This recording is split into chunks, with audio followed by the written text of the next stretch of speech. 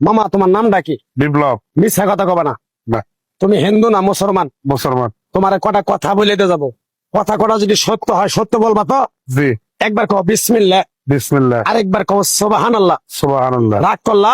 না, এই নামগুলো নিলে ভালো না ক্ষতি? ভালো। তোমার চারটে কথা বলে দিয়ে যাবো, কথা চারটে যদি সত্য হয় সত্যই বলবা, মিথ্যার আশ্রয় নিবা, আল্লাহর কাছে ঠেকা থাকবা। কি কইছি কথাটা বুঝতে পারছো? জি। মুখ পাকাও। তুমি এমন একটা ব্যক্তি যে কয় আইলো তার পিছেই যাও, গেলে পরে তোমার ক্ষতি হয়, লাভ হয় না। কথাটা ঠিক না বে ঠিক? ঠিক। রাগ করলা?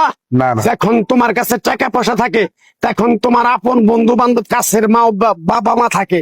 যখন তোমার কাছে টাকা পয়সা থাকে না, তোমার আত্মীয় স্বজন কোনো বন্ধু বান্ধব তোমার কাছে থাকে না। কথাটা ঠিক না বে ঠিক?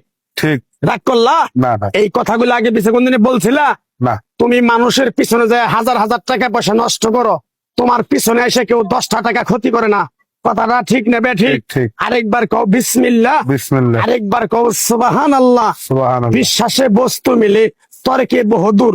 তোমার যে কথাগুলো বলছি সত্য বলছি না মিথ্যা বলছি?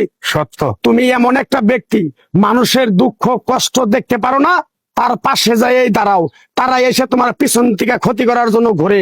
কথাটা ঠিক নেবে ঠিক? ঠিক। রাগ করলা? না। কিছুদিন আগে একটা বিপদে পড়ছিলা, অনেক বন্ধু বান্ধবের কাছে 10, 20, 50 হাজার টাকা হাওলা চাইছো, তারা তো ফোন ধরেই নেই, তোমার সাথে এখন যোগাযোগ বন্ধ করে দিছে। কথাটা ঠিক নেবে ঠিক? ঠিক। ঠিক। রাগ করলা? না, না। আর একটা কথা বলে তো যাবো, সত্যটা সত্য বলবা, মিথ্যার কোনো আশ্রয় নিবে না। মিথ্যার আশ্রয় নিবা, আল্লাহর কাছে ঠেকে থাকবা। কথাটা কি কইছি বুঝতে পারছো? জি। রাগ করলা?